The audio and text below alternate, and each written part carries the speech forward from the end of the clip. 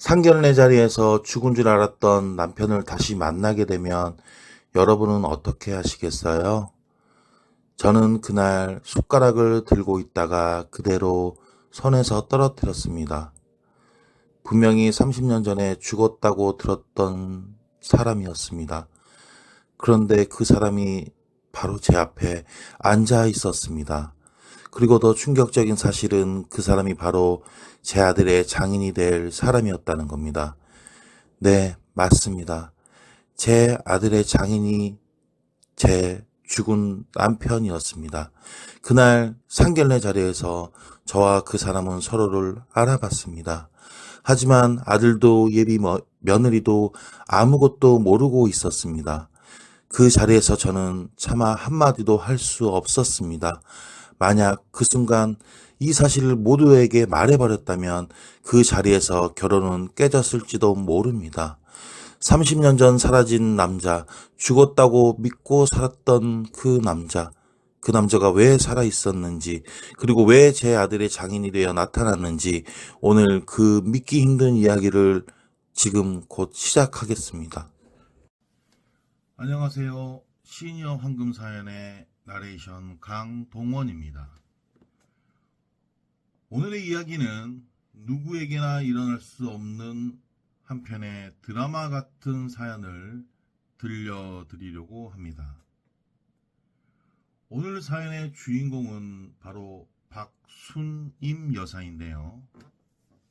과연 그녀의 인생은 어떤 기가 막힌 사연이 있었을까요?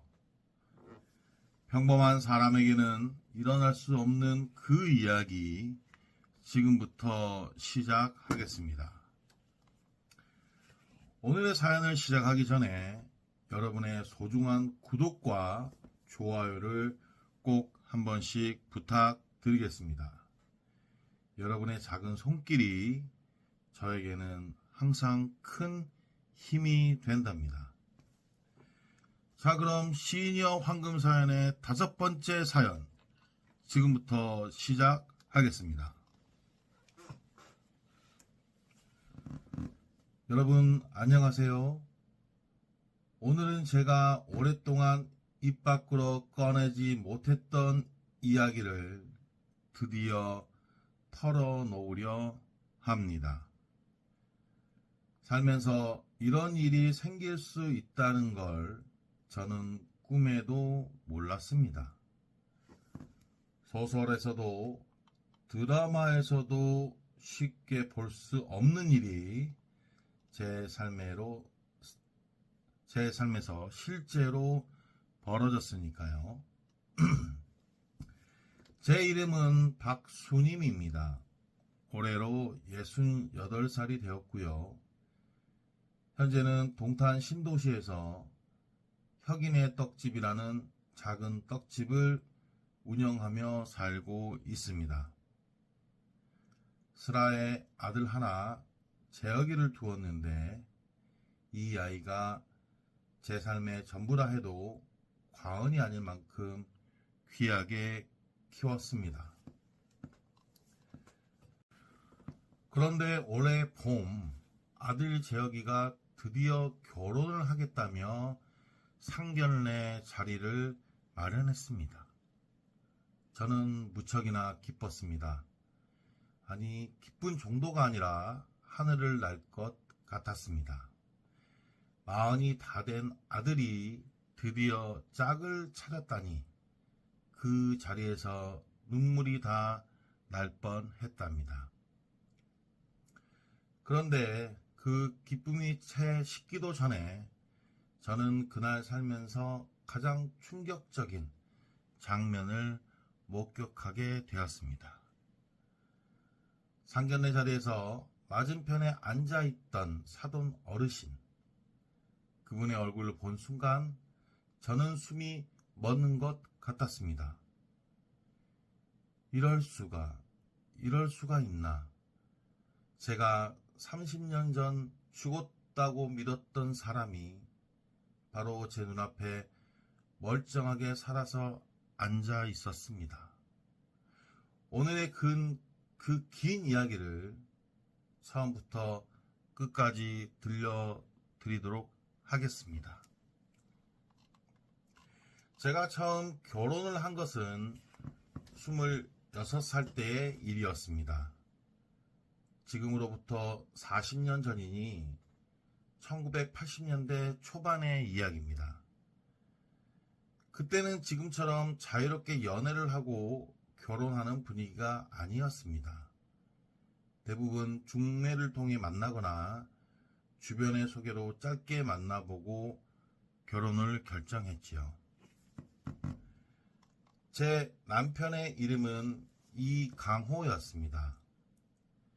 당시 29살이었고 키가 크고 눈이 인상적인 남자였습니다. 무역회사에 다니고 있었고 집안도 나쁘지 않아 보였습니다. 저희 어머니가 교회 집사님을 통해 소개받은 자리였는데 저는 그 자리에서 처음으로 그를 만났습니다. 사실 저는 첫눈에 반하진 않았습니다.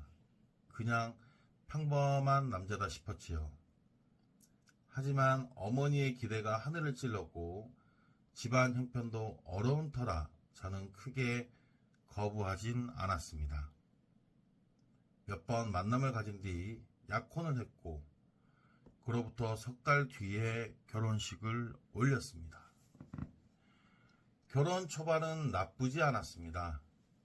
강호 씨는 나름 다정한 사람이었고 저도 살림을 열심히 했습니다.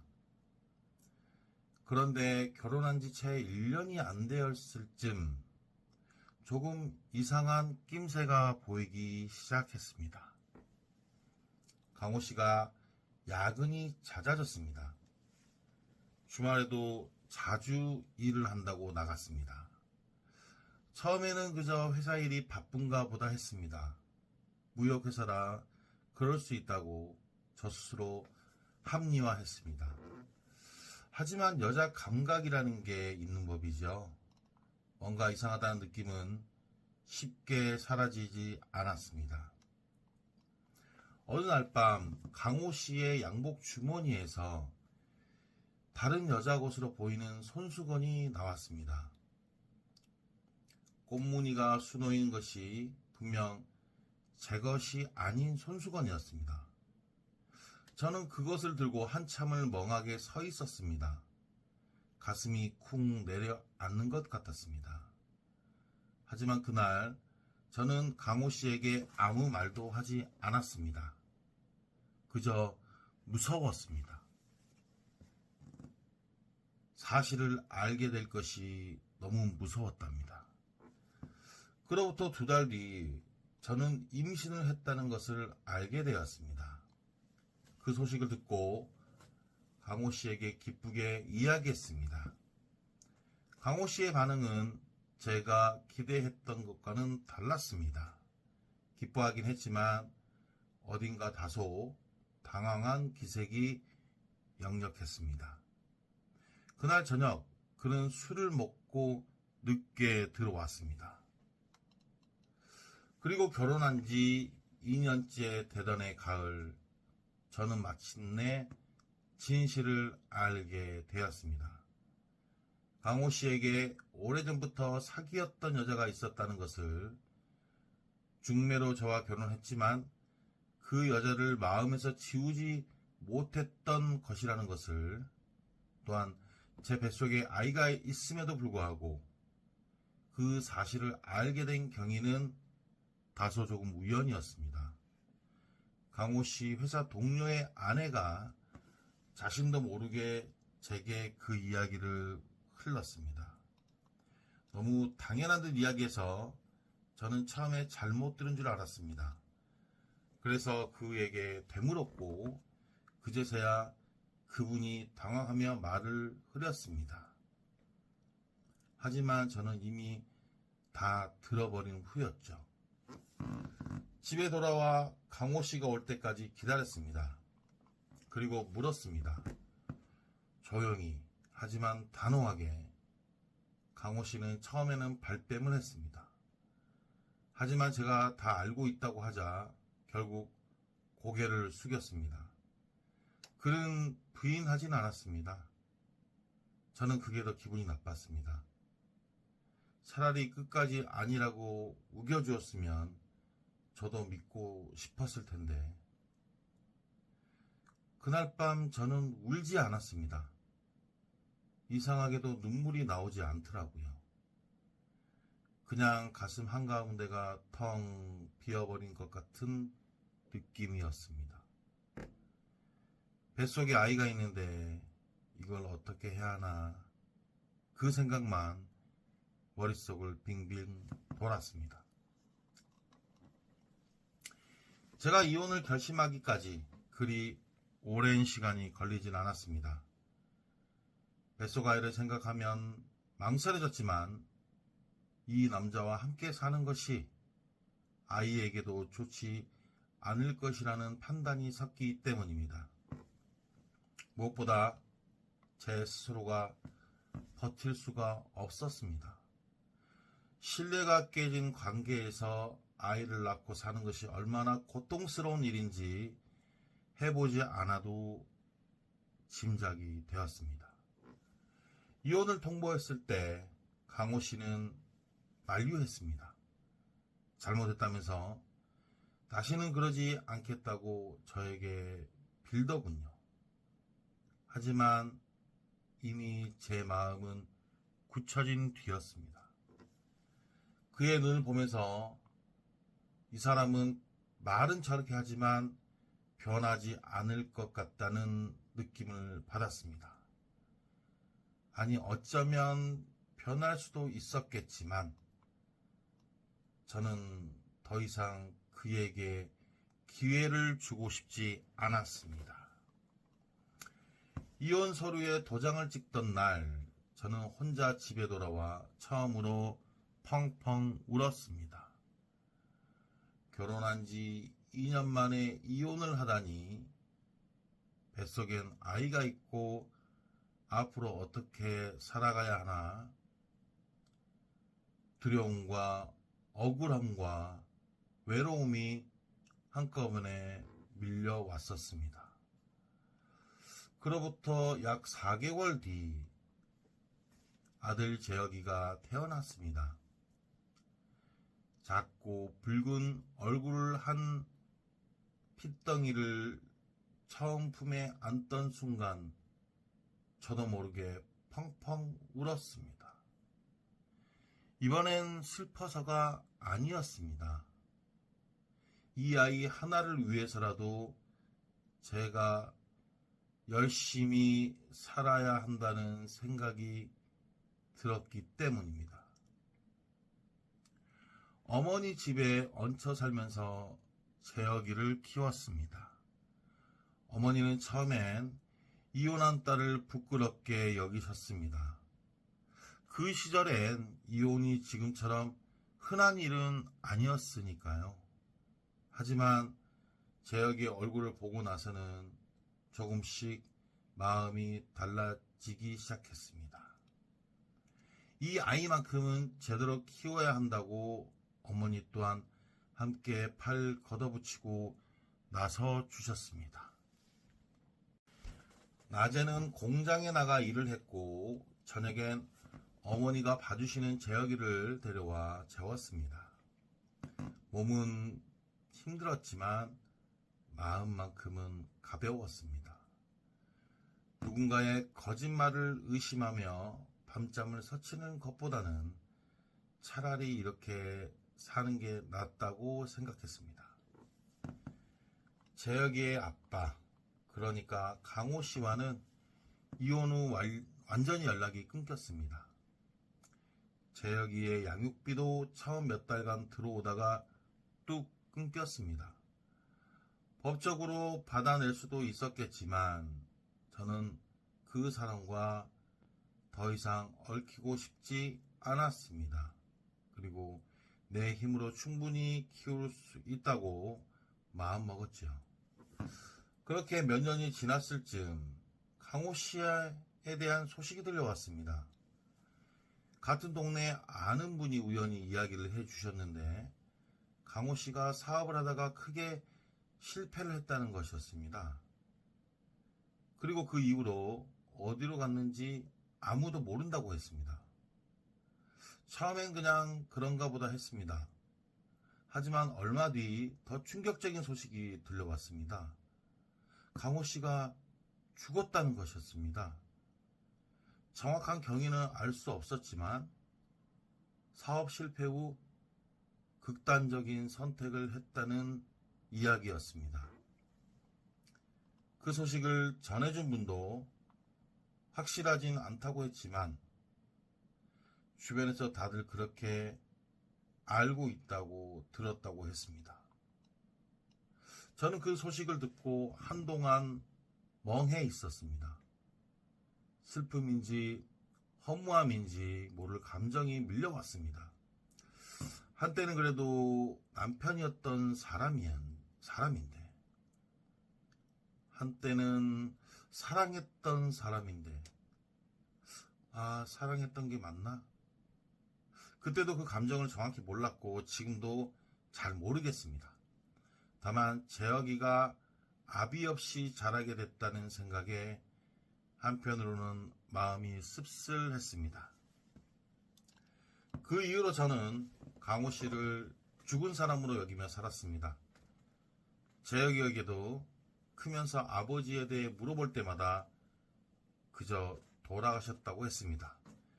구체적인 사정은 설명하지 않았습니다. 그게 아이에게도 저에게도 더 나을 것 같았습니다. 재혁이는 참 착하게 자랐습니다. 사실 어릴 때부터 엄마, 우리 아빠는 어디 있어? 라고 물어볼 법도 한데 이 아이는 그 말을 별로 하지 않았습니다. 아이 나름대로 눈치가 있었던 것인지 아니면 그냥 조금 무던한 아이였던지 저는 그게 때론 고맙기도 하고 때론 더 안쓰럽기도 했습니다. 재혁이가 초등학교에 들어갈 무렵 저는 떡집을 시작했습니다. 공장 일을 오래 하다 보니 몸이 더 이상 버텨주질 않았고 어머니가 원래 떡을 잘 만드셨던 덕에 어머니께 배울 수 있었습니다. 처음에는 작은 구멍가게로 시작했는데 입소문이 나면서 조금씩 자리를 잡게 되었습니다. 재혁이는 학교 마치면 매일 떡집으로 왔습니다. 숙제를 하고 제가 만든 떡을 먹으면서 기다렸습니다. 그 시절이 지금도 눈에 선합니다. 작은 책상 앞에 앉아 연필로 꾹꾹 눌러 쓰던 아이. 제가 팥고물 묻은 손으로 머리를 쓰다듬어 주면 엄마 손 씻고 해 라고 투덜거리면서 씩 웃던 재혁이의 얼굴. 재혁이가 중학교에 들어가면서 아버지에 대한 이야기를 한번 제대로 꺼낸 적이 있었습니다. 어느 날 밤 저녁밥을 먹다가 갑자기 조용히 물었습니다. 엄마, 아빠 묘가 어디에 있어? 한번 가보고 싶어. 저는 순간 말문이 막혔습니다. 묘가 없었으니까요. 제가 확실히 죽음을 확인한 것도 아니었으니까요. 저는 어렵게 말을 꺼냈습니다. 재혁아, 아빠는 묘가 없어. 멀리 가셨을 때 돌아가셨는데 엄마도 자세한 건 몰라. 재혁이는 더 이상 묻지 않았습니다. 그냥 고개를 끄덕이고 밥을 먹었습니다. 그날 저녁 저는 아이 방불이 꺼진 뒤 오래오래 혼자 앉아 있었습니다. 내가 이 아이에게 거짓말을 하고 있는 건가 하는 생각이 들었습니다. 하지만 그때는 사실을 말하는 것이 더 아이에게 큰 충격일 거라 생각했습니다. 세월이 흘러 재혁이는 고등학교를 졸업하고 어렵게 재수를 했지만 끝내는 재혁이가 원하는 연세대학교 공과대에 입학하여 졸업 후에는 코스코 ENC에 입사하여 근 10년이 넘게 묵묵히 일을 하고 있었습니다. 그렇게 10여 년이 지나는 동안 재혁이는 연애 한번 번번이 한다는 소리를 안 했습니다. 회사 일에만 집중한다고 말을 할 뿐이었죠. 제가 아들의 결혼 소식이 없는 것에 대해서 얼마나 속을 태웠는지 모릅니다.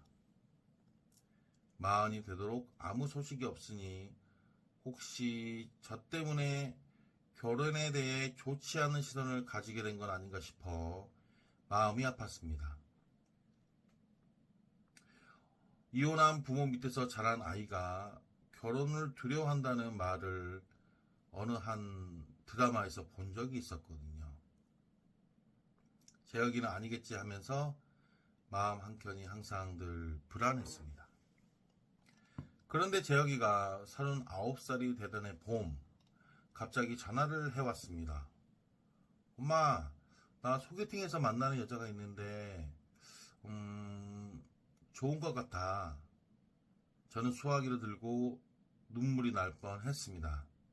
드디어 제 아들이 누군가를 마음에 들어 하고 있구나라고 말이죠. 아들의 여자친구의 이름은 최지수라고 했습니다. 나이는 35이고 간호사라고 했습니다. 사진을 한번 보여줬는데 참 단정하고 예쁜 아가씨였습니다. 재혁이 말로는 처음 만난 자리에서 느낌이 왔다고 했습니다. 그래서 2번, 3번 만나면서 마음이 깊어졌다고 하더라고요. 저는 기도했습니다. 이 인연이 잘 이어지게 해달라고, 이 아이가 좋은 짝을 만나 행복하게 살 수 있게 해달라고 살면서 그렇게 간절하게 기도한 적이 몇 번 없었습니다. 상견례 날짜가 잡힌 건 그로부터 약 6개월 뒤였습니다. 장소는 동탄의 한 한정식당. 재혁이가 직접 예약을 했고 저는 전날부터 무엇을 입을지 무슨 말을 해야 할지 긴장이 이만저만이 아니었답니다. 사실 상견례가 생전 처음이었습니다. 당연한 얘기겠죠. 첫 결혼 때는 중매 자리가 상견례를 겸했으니까 제대로 된 상견례 자리에 앉아보는 건 처음이었습니다. 더군다나 신랑 어머니 자격으로 앉는 자리이니 어떻게 해야 하나 몇 날 며칠 인터넷도 찾아보고 지인들에게도 물어보기도 했답니다. 당일 아침 저는 평소보다 2시간 일찍 일어났습니다. 오랫동안 고이 넣어두었던 베이지색 정장을 꺼냈습니다. 미용실에 가서 파마도 다시 하고 화장도 평소보다 조금 신경 써서 했습니다. 거울 앞에 서서 보니 68의 제가 나름 괜찮아 보였습니다. 재혁이가 차를 몰고 왔습니다. 저를 보더니 엄마 오늘 예쁘다 라고 했습니다. 그 말 한마디에 긴장이 조금 풀렸습니다. 식당까지 가는 길에 재혁이가 이것저것 이야기를 해줬습니다. 상대방 부모님은 경기도 어딘가에 사신다고 했습니다. 아버지는 무역 관련 일을 오래 하셨다가 지금은 은퇴하셨다고 했습니다. 어머니는 가정주부시고 딸이 둘이 있는데 지수가 둘째라고 했습니다. 저는 창밖을 보며 고개를 끄덕이면서 들었습니다. 무역 관련된 일을 하셨다. 어딘지 모르게 마음 한구석이 살짝 움찔했습니다. 무역이라는 말에 문득 오랜만에 죽은 남편이 떠올랐습니다. 하지만 별 생각을 하진 않았답니다. 식당에 도착해서 예약된 방으로 들어갔습니다. 테이블이 길게 놓여 있었고 이쪽에 저와 재혁이, 맞은편에 상대방 부모님과 지수가 앉는 구조였습니다. 우리가 먼저 도착했고 잠시 앉아서 기다렸습니다. 그리고는 문이 열렸습니다. 먼저 들어온 것은 지수였습니다. 사진에서 보던 것보다 훨씬 더 밝고 예쁜 인상의 아가씨였습니다.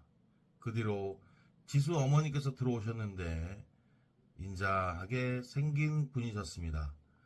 저는 자리에서 일어나 인사를 나눴습니다. 그리고 마지막으로 지수 아버지께서 들어오셨습니다. 그 순간 뭐라고 설명해야 할까요? 저는 입을 반쯤 열고 그 상태로 굳어버렸습니다. 심장이 세게 한번 쿵 하고 내려앉았습니다. 눈앞이 잠깐 흐려지는 것 같았습니다. 귀에 윙 하는 소리도 났습니다. 그분의 얼굴은 30년 세월이 얹혀 있었습니다. 머리는 새하얗게 새었고 얼굴에는 주름이 자리를 잡았습니다. 체형도 달라져 있었습니다. 하지만 저는 한 번에 알아챘습니다. 아니, 알 수밖에 없었습니다. 그 눈, 그 특유의 눈매, 그 눈빛은 세월이 지나도 바뀌지 않았습니다. 이강호, 제 첫 남편. 30년 전에 죽은 것으로 알고 있었던 그 남자, 그 사람이 지금 제 아들의 장인이 될 분으로 제 앞에 서 있었습니다. 그분도 저를 보는 순간 멈췄습니다. 손을 내밀어 악수를 청하려다 그 손이 공중에 잠시 멈췄습니다. 그리고 눈이 마주쳤습니다.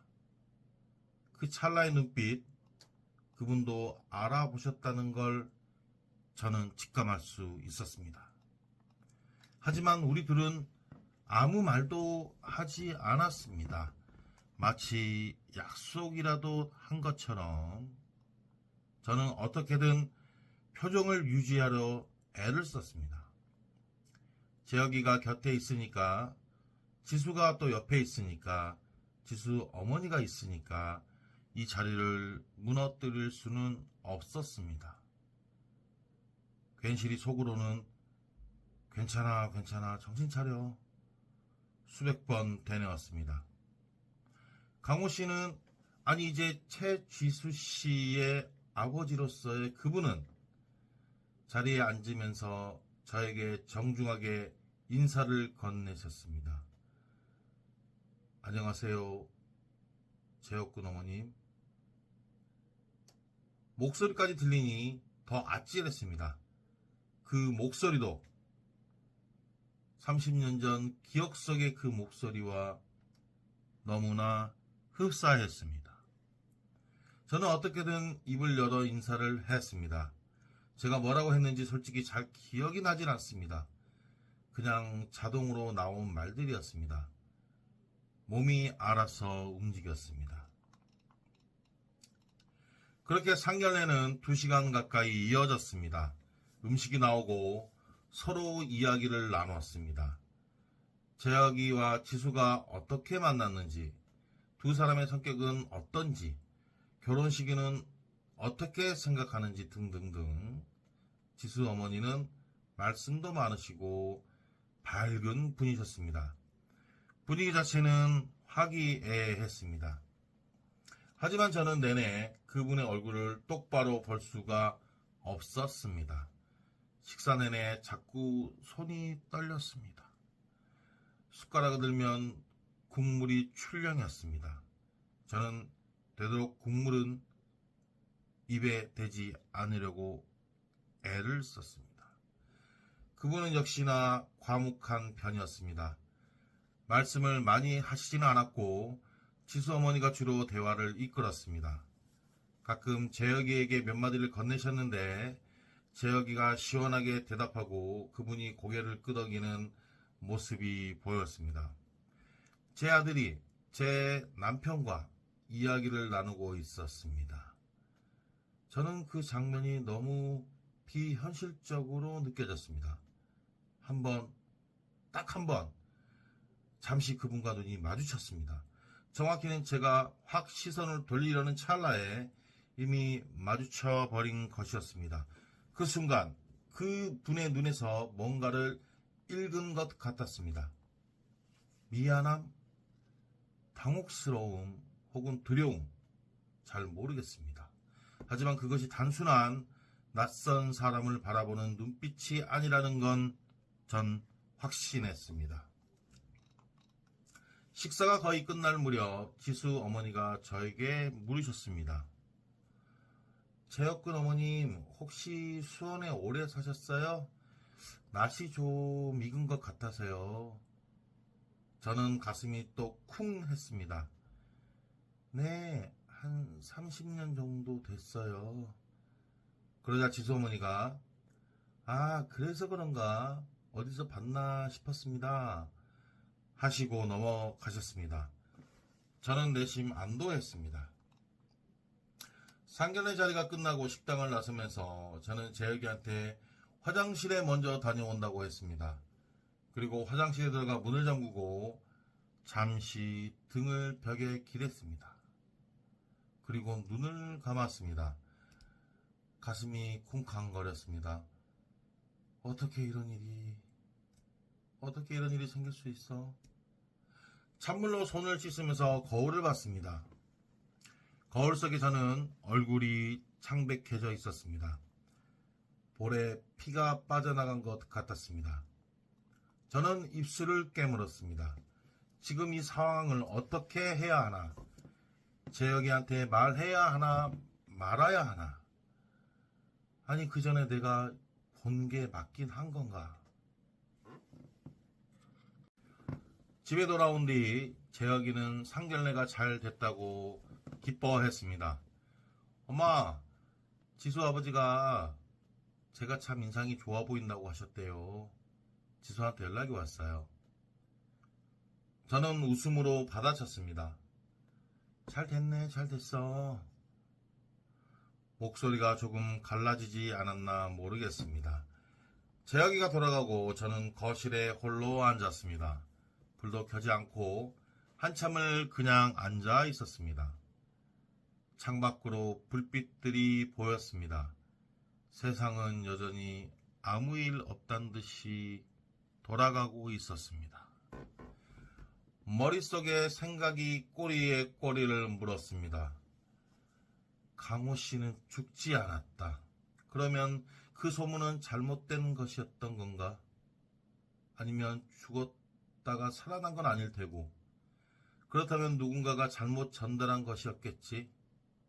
아니면 강호 씨 스스로 사라지기 위해 그런 소문이 퍼지도록 한 것일까? 그리고 또 다른 생각. 강호 씨는 재혼을 한 것이다. 지수 어머니와 결혼해서 딸을 키웠다.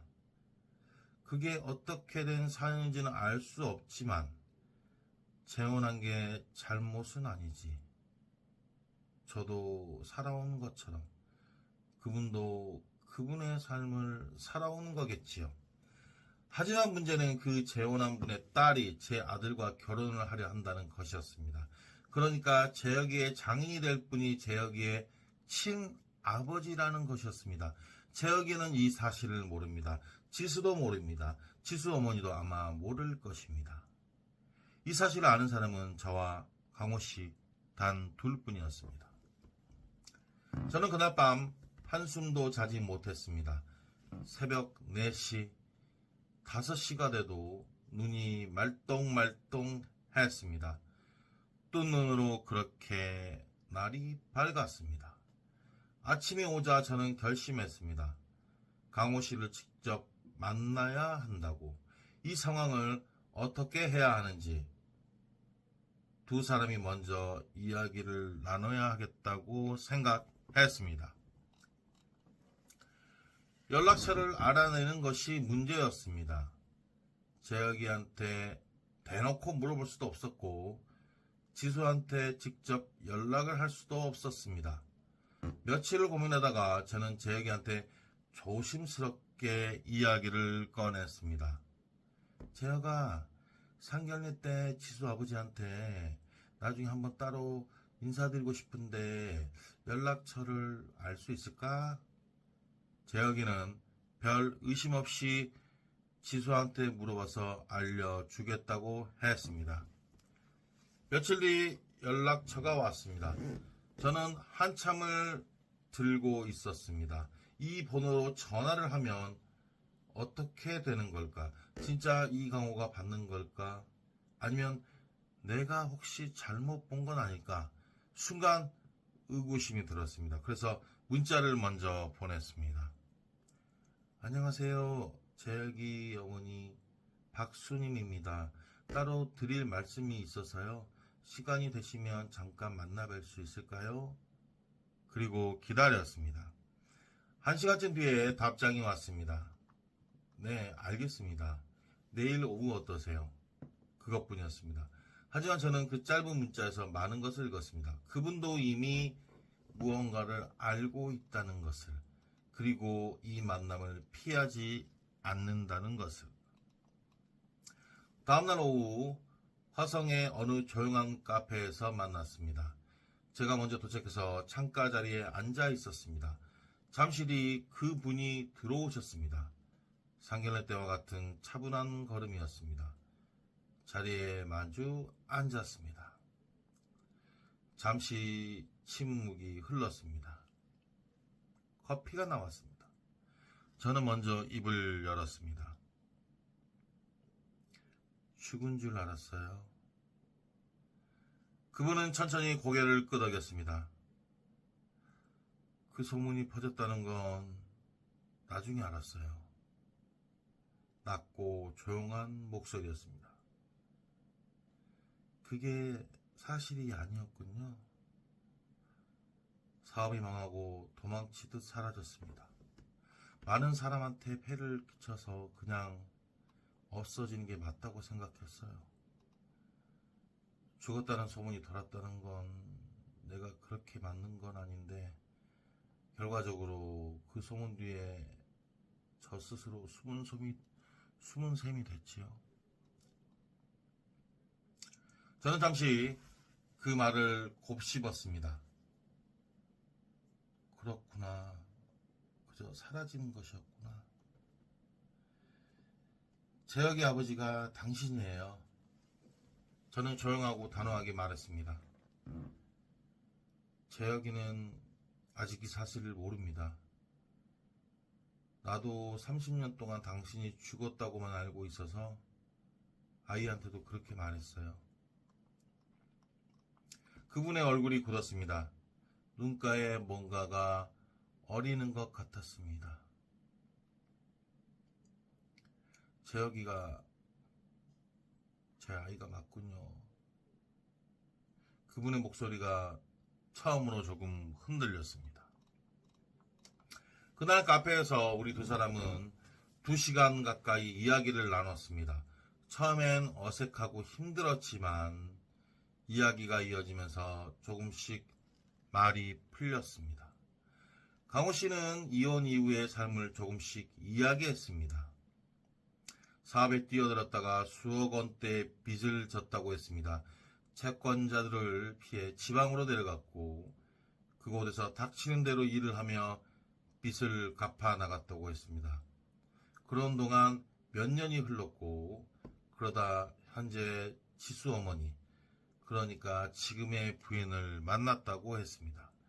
당시 지수 어머니도 홀로 살고 있던 분이었는데 서로 의지하다 결혼까지 이르렀다고 하더군요. 지수 어머니는 전 남편이 있었지만 사별을 했다고 했습니다. 딸이 하나 있었는데 그게 지수였다고 했습니다. 그러니까 지수 씨는 강호 씨의 친딸이 아니라 의붓딸이었습니다.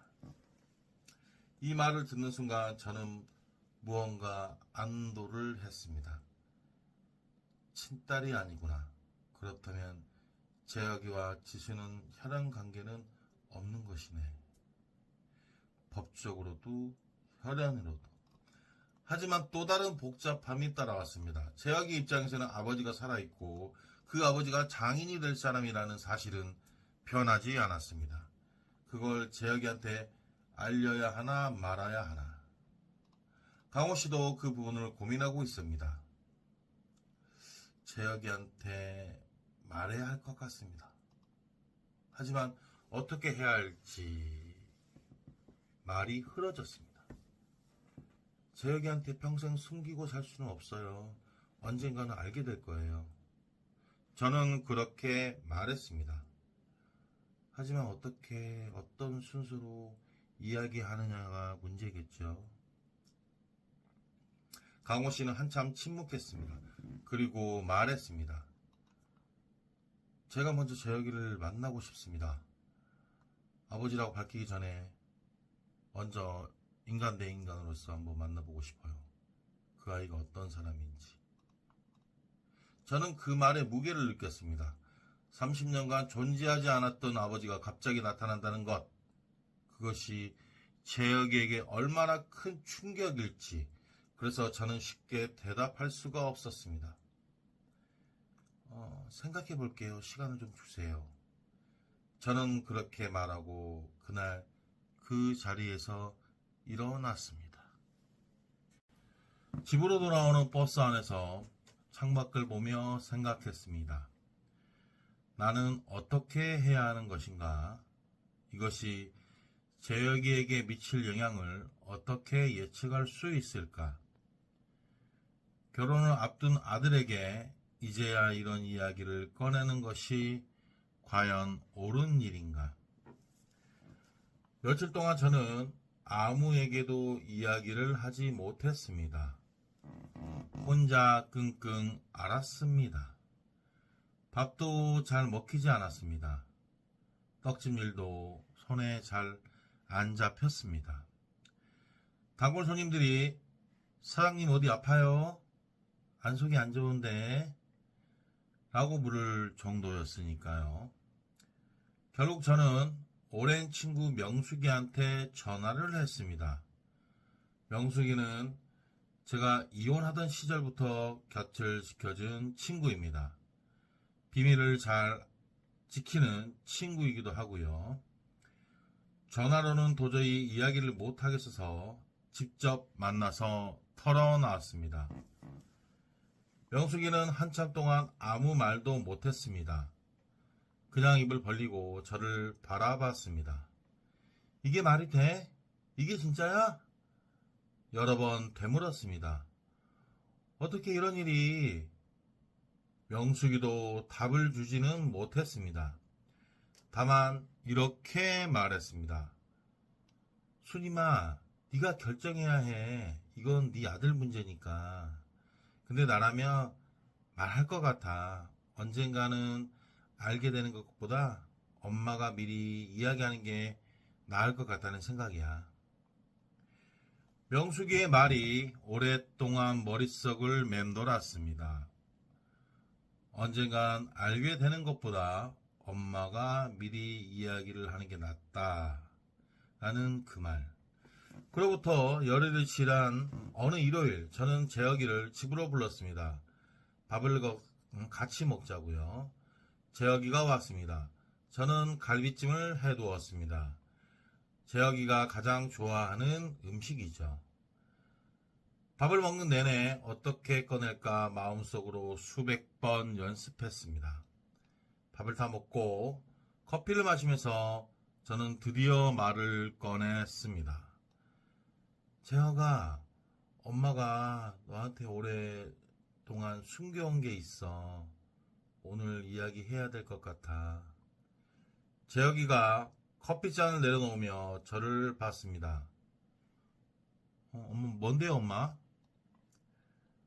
저는 숨을 한번 크게 들이쉬었습니다. 그리고 처음부터 이야기를 시작했습니다. 강호 씨와의 결혼, 이혼, 죽었다는 소문, 그리고 상견례에서 본 것까지 말하면서 여러 번 목이 막혔습니다. 중간에 눈물도 났습니다. 화장지를 꺼내 닦으면서 계속 이야기했습니다. 재혁이는 제 이야기를 듣는 내내 아무 말도 하지 않았습니다. 표정 변화도 크지 않았습니다. 그냥 조용히 듣고만 있었습니다. 오히려 그 조용함이 저는 더 무서웠습니다. 이야기를 다 마치자 재혁이는 잠시 침묵했습니다.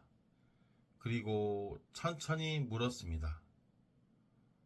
엄마, 그 사람이 지수 아버지가 확실해요?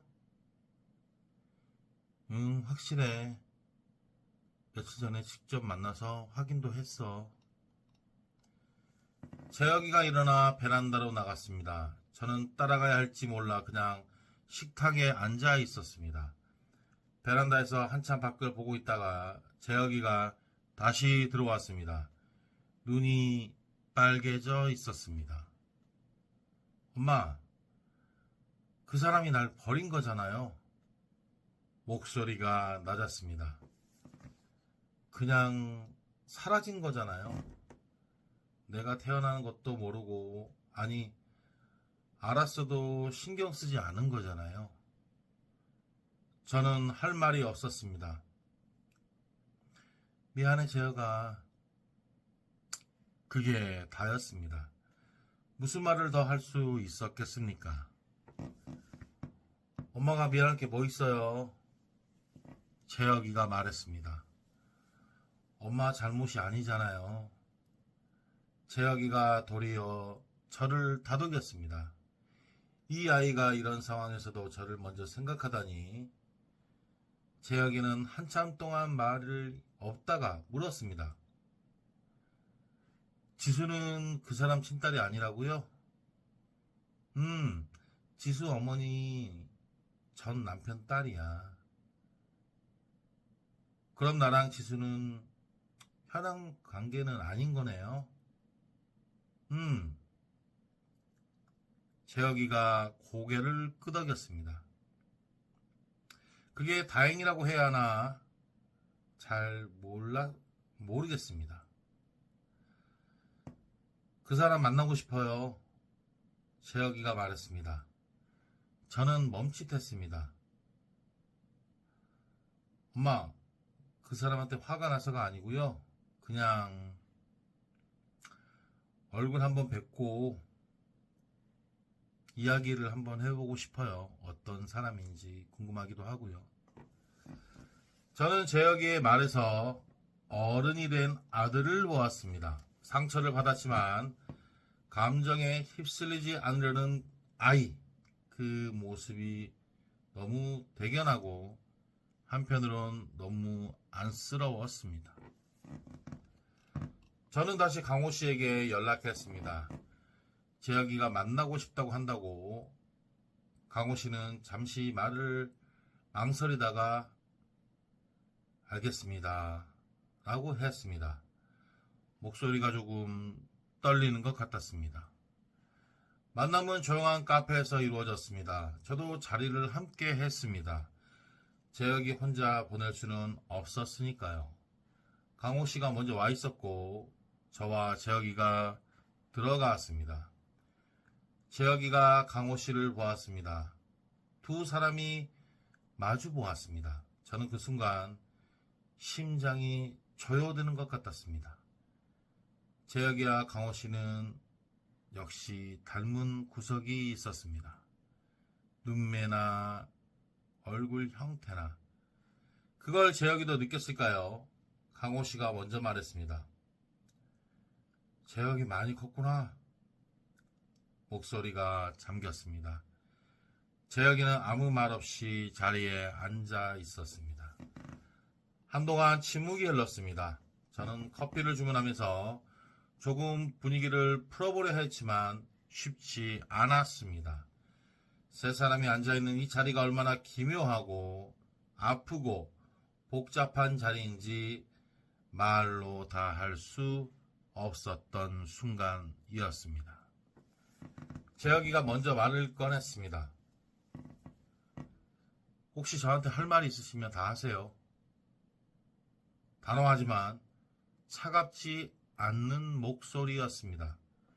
강호 씨가 천천히 이야기했습니다. 자신이 어떻게 살아왔는지, 사업 실패 후 도망치듯 사라진 것, 재혁이한테 한 번도 연락하지 않은 것이 평생 짐이었다는 그의 말. 변명을 하려는 것이 아니라 그냥 사실을 말하고 싶다고 했습니다. 재혁이는 그 말을 묵묵히 들었습니다. 끼어들거나 반박하지도 않았습니다. 다 듣고 나서 말했습니다. 저는 솔직히 아버지 없이 자랐습니다. 그게 어릴 때는 상처이기도 했는데 지금 돌아보면 엄마가 절 너무 잘 키워주셔서 괜찮습니다. 지금 와서 무엇을 원하는지는 모르겠지만 저는 앞으로 어떻게 해야 할지 당장 결정 못하겠습니다. 시간이 좀 필요할 것 같아요. 강호 씨는 고개를 끄덕였습니다. 당연한 이야기야. 시간을 줄게. 저희가 원하는 대로 해. 그 자리에서 눈물을 흘린 것은 강호 씨였습니다. 재혁이도 저도 아니었습니다. 30년 만에 마주한 아들 앞에서 그분이 눈물을 흘렸습니다.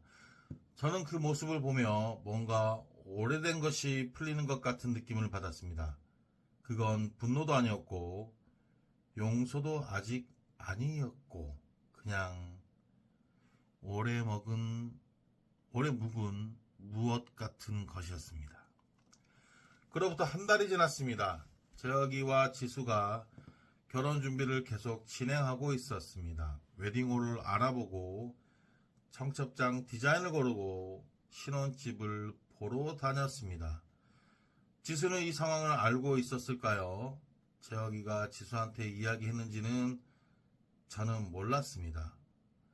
물어볼 타이밍을 못 잡다가 어느 날 재혁이가 먼저 말했습니다. 엄마, 솔직히 지수한테 다 이야기했어요. 지수가 뭐래? 처음엔 많이 놀랬어요. 한동안 말을 못하더니 나중에 이러더라고요. 우리 결혼하는 데 있어서 이 사실이 장애가 되어서는 안 된다고. 아버지가 재혁씨 친아버지라는 게 법적으로 그리고 혈연적으로 우리 둘 사이에 영향을 주는 건 아니라고.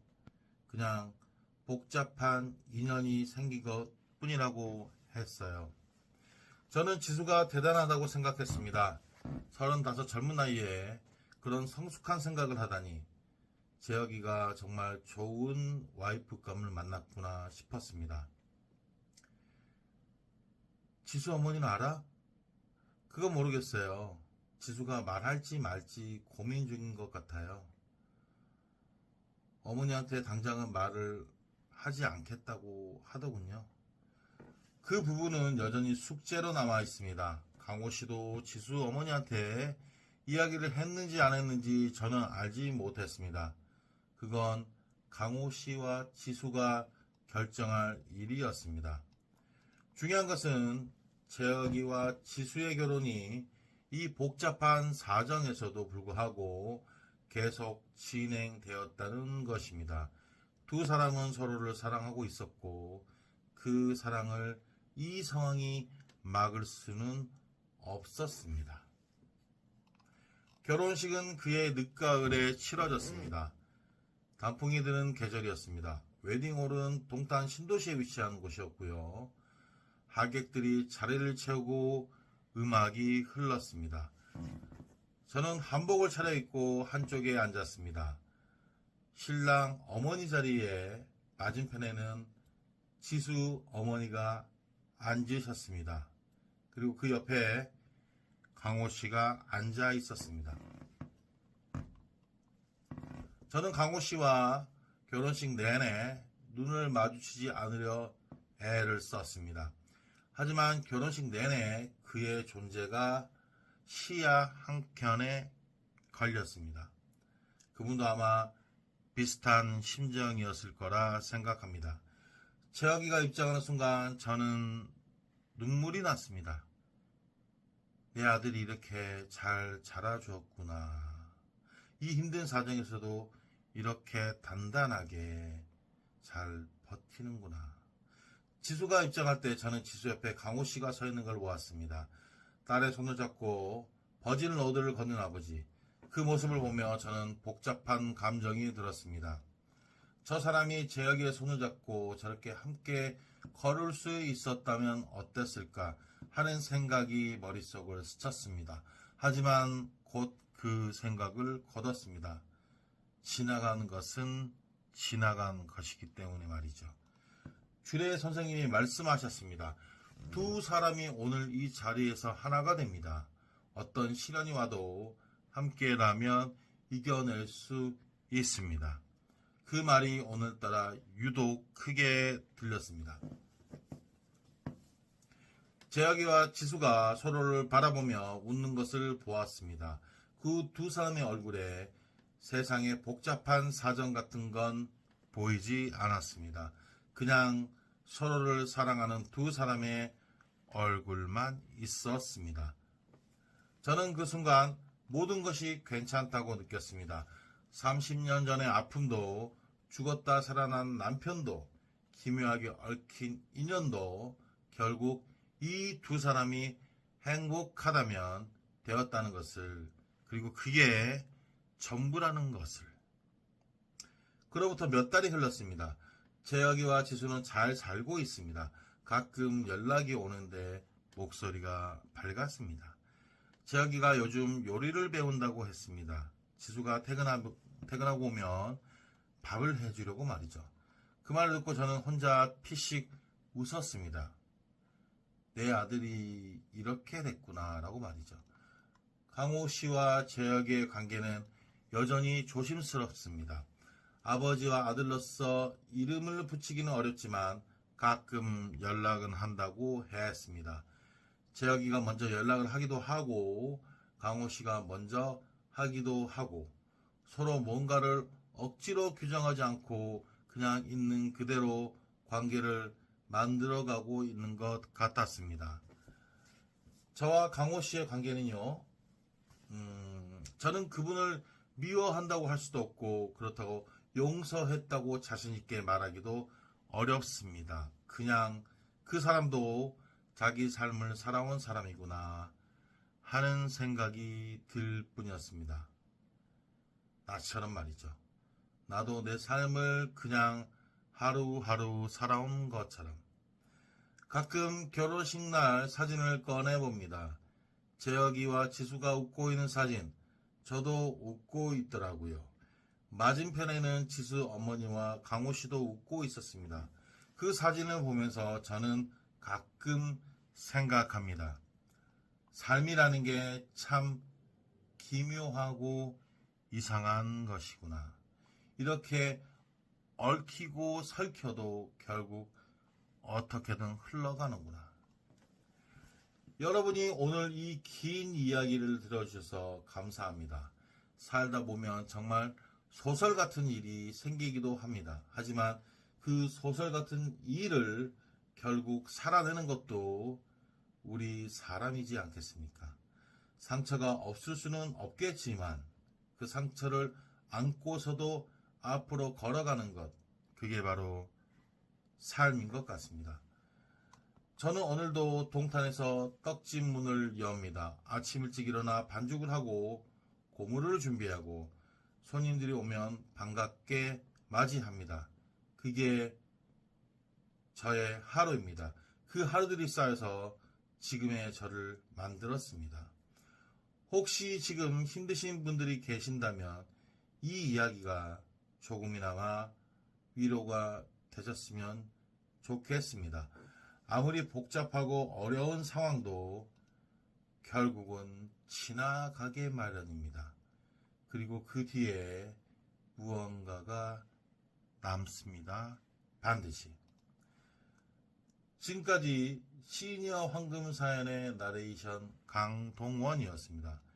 오늘도 함께 해주셔서 진심으로 감사드립니다. 다음에도 더 재미있고 감동적인 이야기로 찾아뵙겠습니다. 감사합니다, 여러분.